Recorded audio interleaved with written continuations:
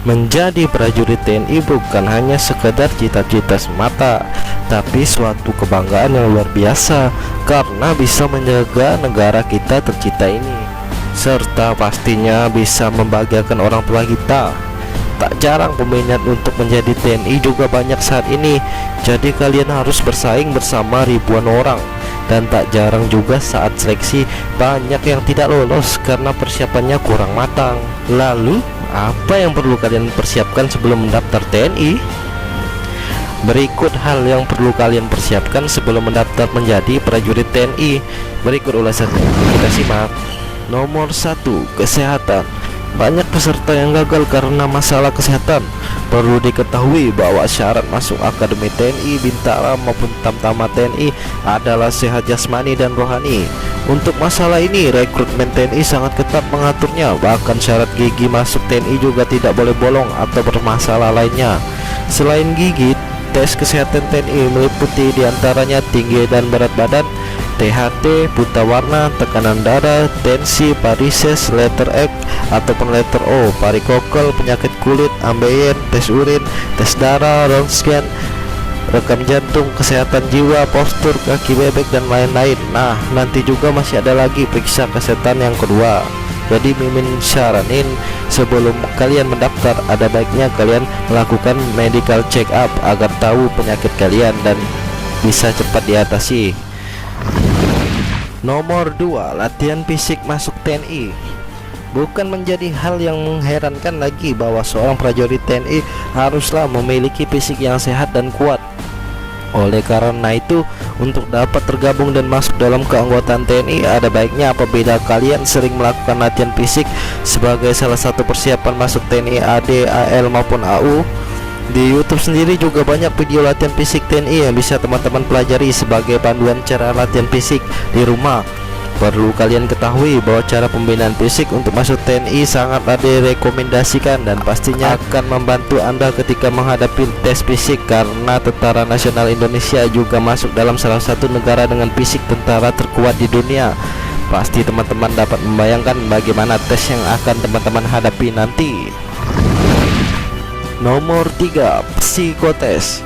Hal ini juga merupakan hal yang harus teman-teman dunia kerja siapkan dan pastinya juga memerlukan latihan rutin, karena seseorang yang belum terbiasa dengan psikotes pasti akan kesulitan apabila menemui dan mengerjakan contoh soal psikotes cabang TNI AD, AL maupun AU. Teman-teman bisa melihat dan mempelajari beberapa contoh soal psikotes yang ada di internet maupun buku untuk melatih otak agar terbiasa ketika nanti menghadapi contoh soal tes akademik cabang TNI AD dalam proses rekrutmen TNI yang teman-teman ikuti.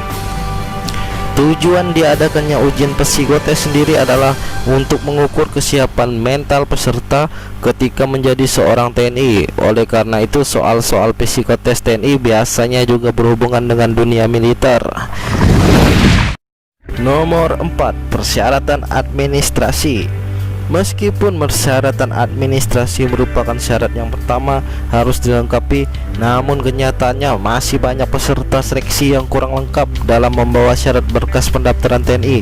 Padahal ketika syarat administrasi dirasa kurang lengkap, maka dapat dipastikan bahwa teman-teman tidak akan dapat mengikuti seleksi masuk TNI.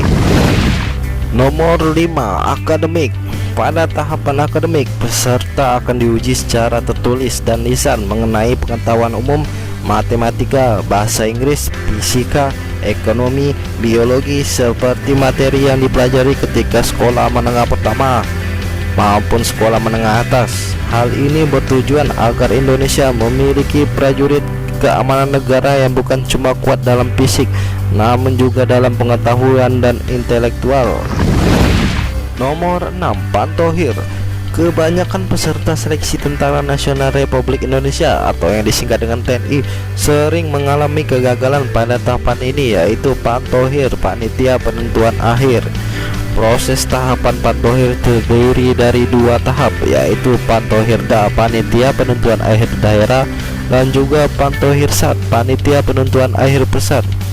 Pantohir sendiri merupakan proses rekrutmen yang terakhir, karena pada tahapan pantohir TNI inilah Semua nilai dari calon prajurit TNI muda akan diakumulasikan dan dijumlah mulai dari persyaratan hingga nilai dari ujian yang telah dilalui.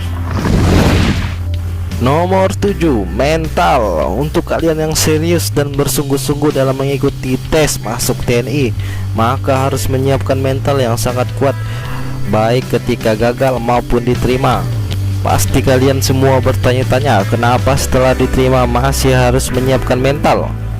Jawabannya tentu saja wajib, karena di sana kalian tidak akan membayangkan bagaimana jenis latihan fisik yang akan menjadi menu latihan sehari-hari ketika menjalani proses pendidikan TNI.